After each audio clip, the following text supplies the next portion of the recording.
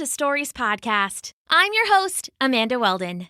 Today's story is called Wanda Walgood, Wandering Witch, an original story written for you by Daniel Hinds. Thanks! Enjoy the episode. Wanda Walgood, Wandering Witch. Once upon a time in a weird wood, there was a witch who went by Wanda Walgood.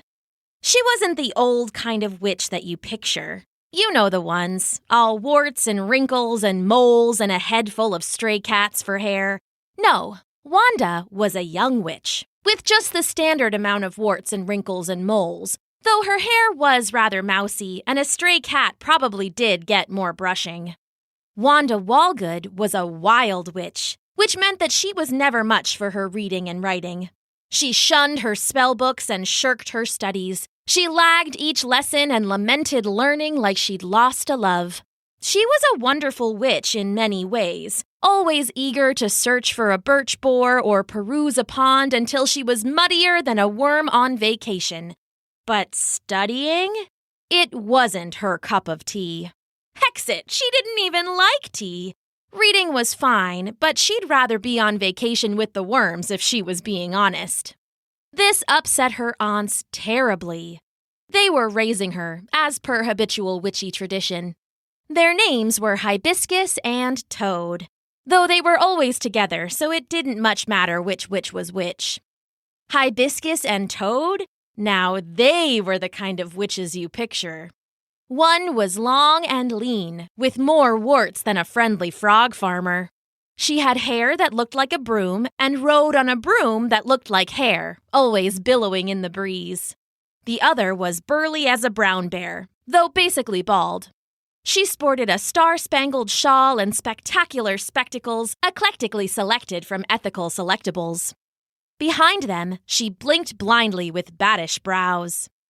They were wonderful witches, and Wanda Walgood loved them very much. Even though, ever since she had turned 10, they were all over her like nude eyes in potion. "Wanda, when will you start studying?" Hibiscus said one morning. Well, to be honest, she said it every morning, but this morning was special, even if Wanda didn't know it yet. "You can't just muck about in the mud like a maniac." Wanda looked to Toad for support, but her aunt just smirked, eyebrows arching like bent bows. "I'm afraid I agree with my sister," said Toad, sipping a mottled mug of putrid purple potion. "You're a wonderful witch, but you could be a master caster with a little learning." Wanda looked from one aunt to the other. She knew this day would come, but had hoped to elude its protrusion for a while yet. "Do I really have to read?" she said. "Can't I just look at the pictures? That's the fun part anyway." "No! This is all our fault, really," continued Hibiscus. "We've let you linger over long." "No more, though," said Toad. "We found the perfect quest for you.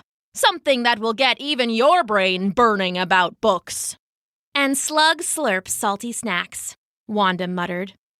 "No, it's true," said Hibiscus.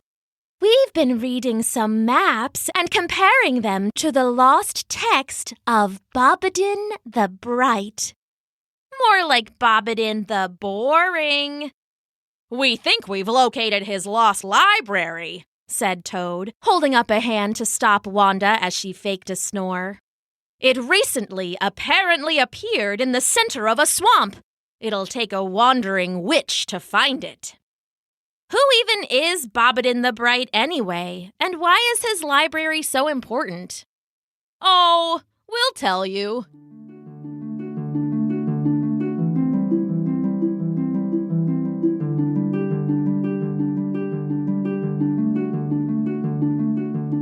Once upon a time long in the past, not last age, but the age before the last, there was a wizard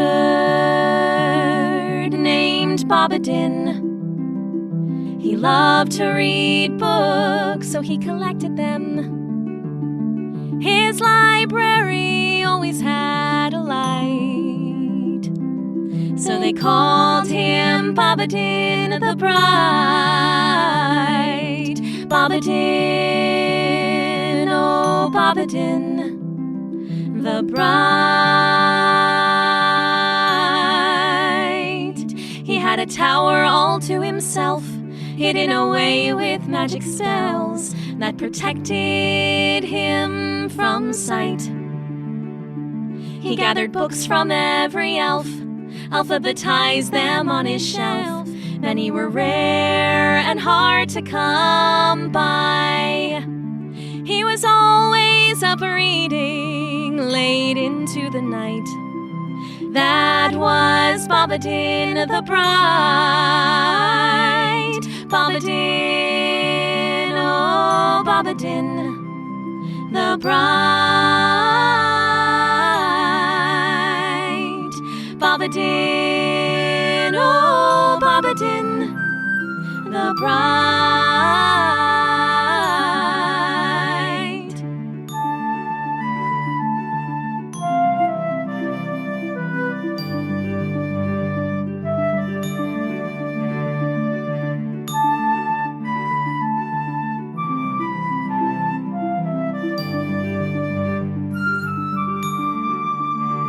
Bob loved his library, and he loved his privacy, but he knew his collection should have reach.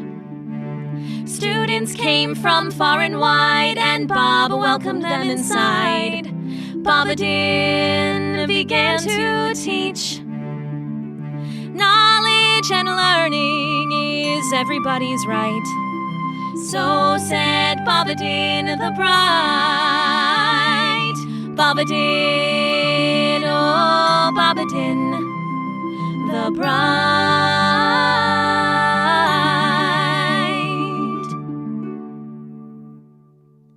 One day old Bob, he died.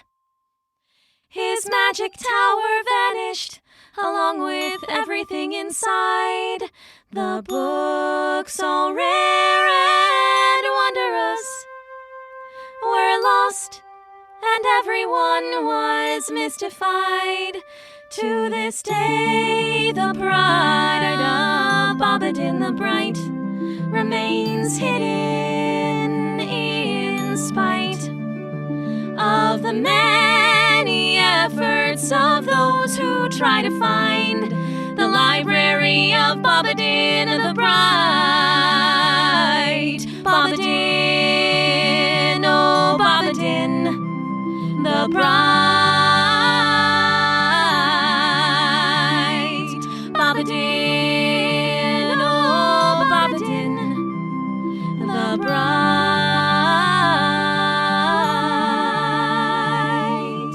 Oh Bobbadin the Bright.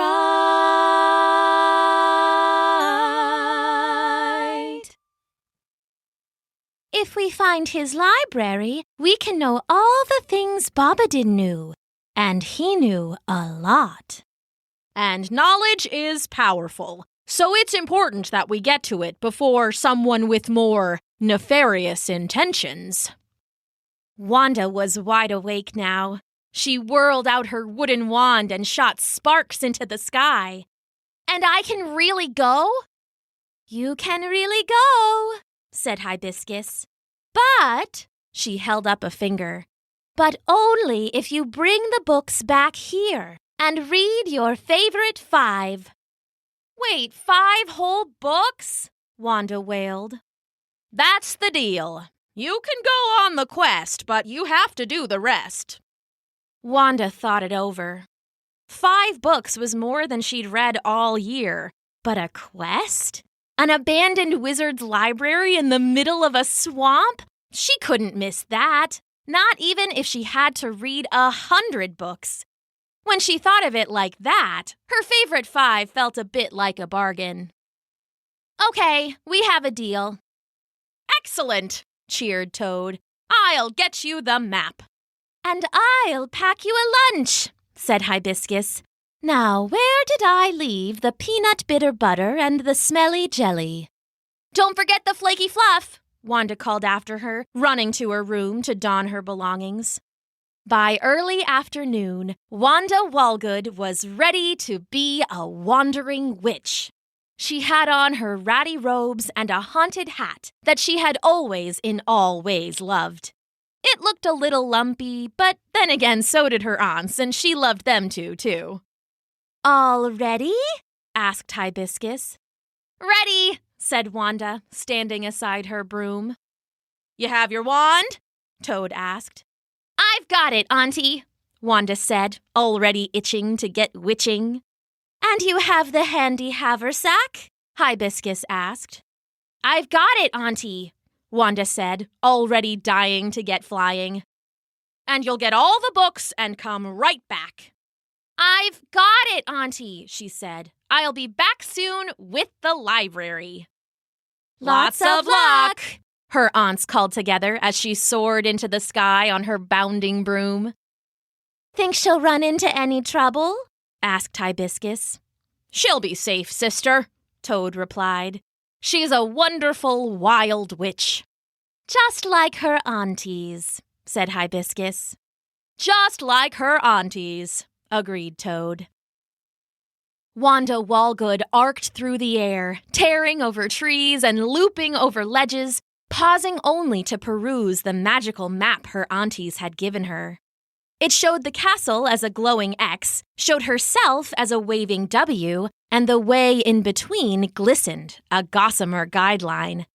Flying wildly, it was only a few hours later that Wanda Walgood spotted the stinking swamp and the tall, teetering tower hidden in the middle. It was all plain stone, but Wanda saw the telltale signs of glowing glyphs, and through a window she saw it was brimming with books. "There it is," she said to herself. "The Library of Bobbadin the Bright. Now to bring back the books." She swooped in close on her broom and suddenly slammed into something. She lurched forward with an oof and then rocked backwards, nearly falling off her broom. "What in the weird?" she said, looking about. Finally, she saw it. A shimmering bubble in the air around the tower, barely visible. She recognized it as a magical shield spell, but who had cast it? Wanda looked up and down and around, but there was no one to be seen. Shrugging, she pulled out her wand and pointed it at the bubble. "Wrapped around and over top. Bubble, I command you, pop!" A bright pink spray of magic needles hit the bubble, but they bounced off and turned to smoke in the air. As they drifted away in the breeze, Wanda heard a deep, wicked laugh. The tower's door opened, and a wizard in robes of iridescent black drifted out. Still laughing, he conjured a golden throne and sat down, letting it lift him into the air. Soon, he was level with Wanda, the bubble beaming between them. "Why are you laughing? Is this your shield?" snapped Wanda. "Who are you?" "I am Archon the Arcane. I am the dread lord of the Dead Ford, the red mage and the black sage, the fist of Thromire born from the fire, the bloody caster and the study master, the lizard wizard?" "Excuse me?" said Archon the Arcane, lips curling. "The weird mad dude with the real bad tude." "You dare!" "The guy so boring you'll die snoring." "You rude little witch!" Archon snapped. "I've had enough of you. You're too late. The library is mine, and as you see, I've protected it with a shield. I've placed wards so that it can't be popped or pierced, so better you just give up now." "Oh, yeah?" said Wanda. "I should just give up?" "Definitely. You are but a child, and I am Archon the Arcane. the dread lord of the dead ford, the red mage and the black sage, the fist of Thromire born... He kept going, but Wanda didn't wait to hear it. She wasn't about to let some old weirdo stop her with a single shield spell. She dove straight at the ground, pointing her wand at the muddy earth as she neared.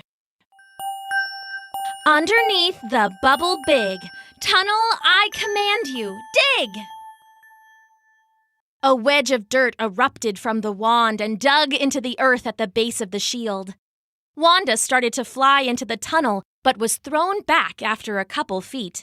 She yelped and rolled onto the ground, getting soaked in the stinking, sticking swamp stuff. "Oh, come on," she said, wiping gunk from her eyes. "You gotta be kidding me." Nearby, Archon the Arcane was laughing again. You think I would cast a shield and leave my ground undefended? He said wickedly. You're too inexperienced for this fight, child. I laid ward so that no one can dig or tunnel. Just head home and leave me to my reading, witch. No way, Wanda called back, brandishing her wand. It's my quest to get those books, and I'm going to get them. She started to channel more magic, letting it build like a song inside her. She wasn't sure exactly what she was preparing for, but she knew she couldn't let that smug wizard win. Fine, I see you don't want to leave on your own, he said. In that case, let me just get the guard. Oh, guard, he called, waving his wand. Show our guest the door. There is no door, frogs for brains, Wanda said. We're already outside. In that case, turn her to ashes, Archon cried, and a great fiery fist whooshed from his wand.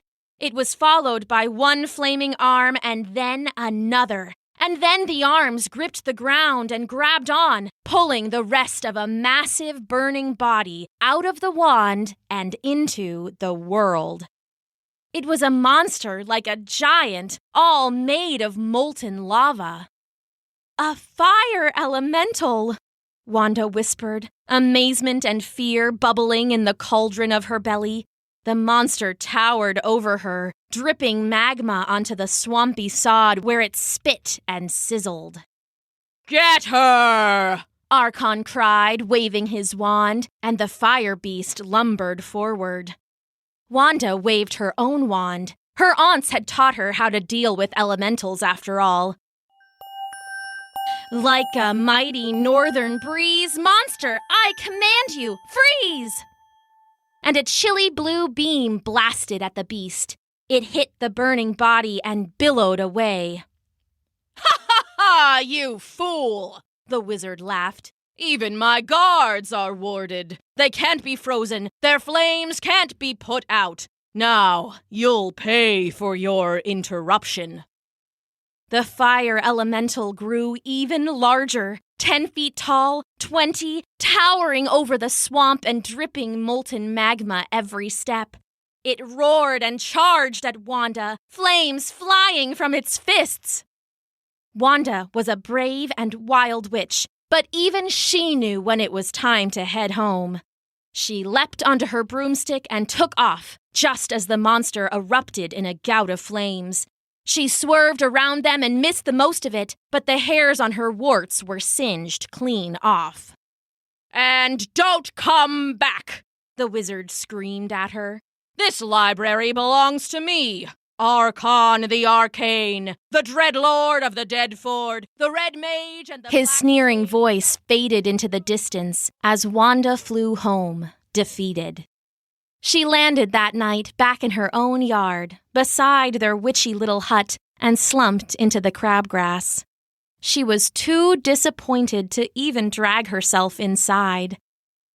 Wanda, is that you? Hibiscus called. Back from your quest already? Toad asked, and Wanda could hear them coming out the front door. No, leave me alone, Wanda moaned, rolling face down in the weeds. I failed. You failed? Asked Hibiscus. You couldn't find the library? Oh, I found it, said Wanda. But it was guarded by this mean old wizard. He had shields that couldn't be popped and ground that couldn't be dug, and when I argued, he sent out a fire elemental that couldn't be frozen. A wizard? Said Hibiscus. Well, we know most of those. Did you hear a name? Did I hear a name? Did I hear a name? Wanda said. Ugh, I heard it 12 times. She scrunched up her face and did her best impression. I am Archon the Arcane. I am the Dread Lord of the Dead Ford, the Red Mage and the Black Sage. The Fist of Throwmire, born from the fire, her aunts finished with her. Oh, we know Archon the Arcane, said Toad. He's been an old blowhard for 100 years. What was he before that? Wanda asked. A young blowhard, said Hibiscus, and they snorted laughter. He's a nasty bit of work, said Toad. But this is why you should have paid more attention to your reading. Wanda sat up, rolling her eyes. How is reading going to help against an old wizard? Her aunts helped her up and guided her inside.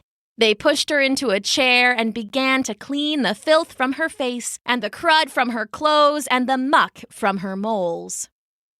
Words have power, said Hibiscus, especially if one wants to be a wonderful witch or wizard. I know the words, said Wanda.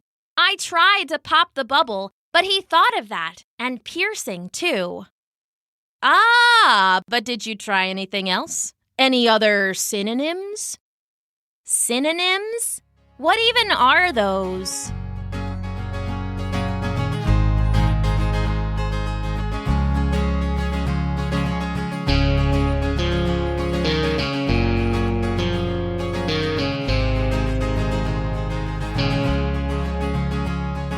Spells are made of sentences, sentences of words, just like trees are full of nests, and nests are full of birds. If you want to be the magic master, a witch or wizard, witty caster, you gotta learn your synonyms, words that mean the same as other words. Oh, synonyms, synonyms, synonyms, synonyms, words that mean the same as other words. Oh, synonyms, synonyms, synonyms, synonyms, words that mean the same as other words. And if you find yourself stuck in a bind, there's a special book you'll need to find. They call it a thesaurus. There are synonyms, synonyms inside. Oh, synonyms, synonyms, synonyms, synonyms, words that mean the same as other words. Oh, synonyms, synonyms, synonyms, synonyms, words that mean the same as other words. If you want to say your feet smell funky, you could say they're smelly, foul, skunky. You want to say they're gross, try disgusting, vile, atrocious. If you're badly beaten by a bubble, popping pains leave you pummeled, you might try to burst or bust or break it, shatter, smash, destroy, or stake it, 'cause those are all synonyms. Oh, synonyms, synonyms, synonyms, synonyms, words that mean the same as other words. Oh, synonyms, synonyms, synonyms, synonyms, words that mean the same, words that mean the same, words that mean the same as other words. Do you think that will help? Yep, thanks, aunties. Inspired, Wanda started studying for the first time in, well, basically ever. Her aunts had always talked about the value of words, but until Archon the Arcane, Wanda hadn't really ever felt like they mattered. She wouldn't let herself be pushed around by some bully wizard, though, not when she had her aunts in her corner and a head full of synonyms and rhymes. She studied all through the night, finally falling asleep buried in books. Her aunts found her and magicked her, bobbing to bed. The next morning, Wanda got up early and ran for her broom.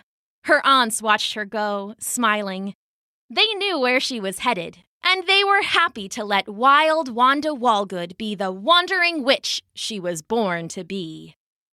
"You think she'll get through this time?" Hibiscus asked. "I think she'll try her best," said Toad, smiling. "What more could we ask for?" "Maybe she could do some chores." "One thing at a time, sister," said Hibiscus. "One thing at a time." Wanda whipped over the world, and before the wind could wink, she whizzed towards the teetering tower. This time, she knew about the bubble and stopped just short of it, whirling her wooden wand. "Archon the Arcane," she called out, "I'm banking those books before you can steal them for some sinister spell." The dark wizard poured out of the library in a billow of black smoke and then rose into the air, all lean, vain, proud, on a mean rain cloud. He rose up until he and Wanda were eye to eye, shimmering bubble shield between them. "Ah, you're back from your burn and still just as brusque," he sneered, and then knocked on the bubble. It flashed pink where he touched it. "You know it can't be popped or pierced, so why even bother?" Wanda smiled, wand at the ready. "Sure it can't be popped, but what about broken and busted? Maybe it can't be pierced, but what about punctured or perforated? Did you think of all those, wizard?" Archon the Arcane snarled. "You wouldn't dare," he said. "I am Archon the Arcane. I am the dread lord of the Dead Ford, the Red Mage and the Black Sage, the Fist of Thromire born from the fire, the Bloody Caster and the Study Master." "You may be arcane, but I see your blunder. Bubble, I command you, sunder!" A lance of white like a bright night cracked from the witch's wand. It shot like a star through the sky and bore through the bubble. For a moment, nothing happened, and then it crashed like glass, raining glowing glitter that was whipped away by the wind. The shield was down! Wanda cheered and flew forward. "No, no, no!" roared Archon the Arcane. He brandished his wizard's wand and pushed Wanda back with a gust of foul-smelling wind. "You will not fly to the tower!" "Fine by me," she said back. "I'd be just as happy getting there underground." "Bah! You cannot dig! You cannot tunnel!" "But I can bore and burrow. I can drill and delve." Wanda smiled, a spell already shining. "You think your shields are so great. Earth, I command you, excavate!" A great spinning blade erupted from her wand and ate into the earth, creating a clean tunnel that led right to the base of the tower, opening in a deluge of dirt. Wanda flew towards it, but Archon roared in fury.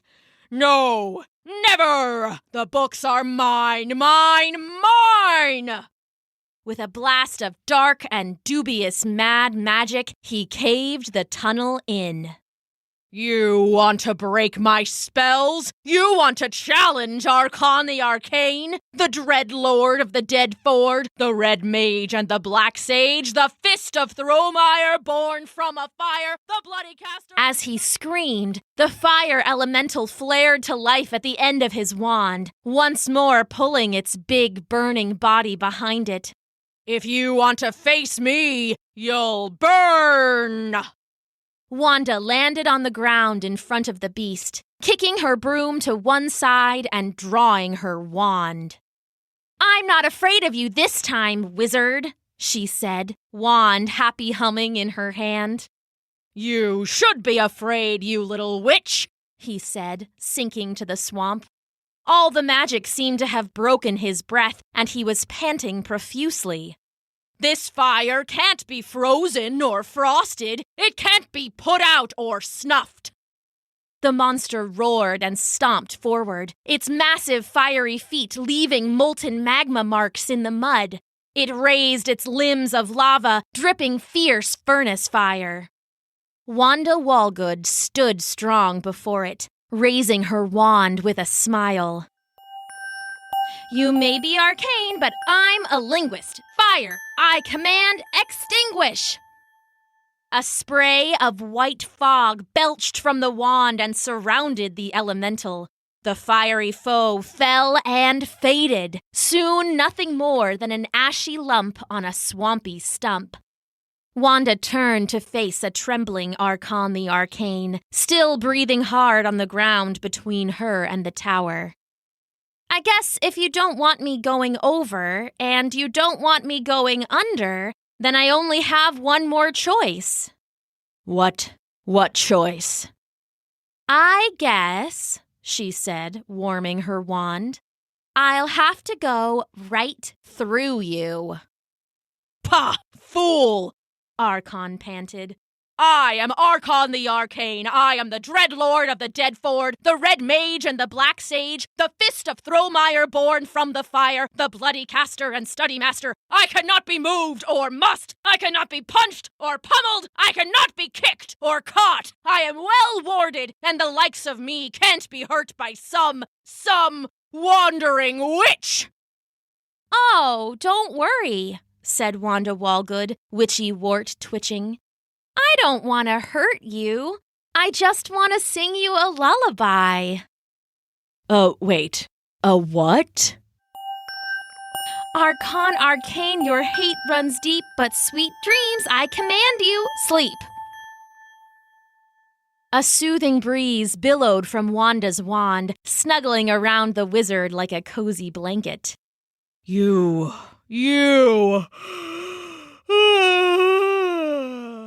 He yawned. You haven't seen the last of Archon the Arcane. Wanda Walgood, wandering witch, watched the wizard winking. Anytime you want to try me, buddy, she said, stepping over his now snoring body. Anytime at all. Wanda walked into the teetering tower and found its bounty of books. She loaded them all into her handy haversack, which looked like a normal backpack on the outside, but on the inside was filled with empty bookcase after empty bookcase. Some of the books were magic. Some were simply old, but each one held treasure troves of new words, and Wanda couldn't wait to learn them all. Quest completed, Wanda Walgood, wandering witch, headed home. She left Archon the Arcane sleeping there in the swamp. He'd wake up eventually, and when he did, he'd see Wanda hadn't taken all the books after all. No, she'd left him one. A thesaurus. The end.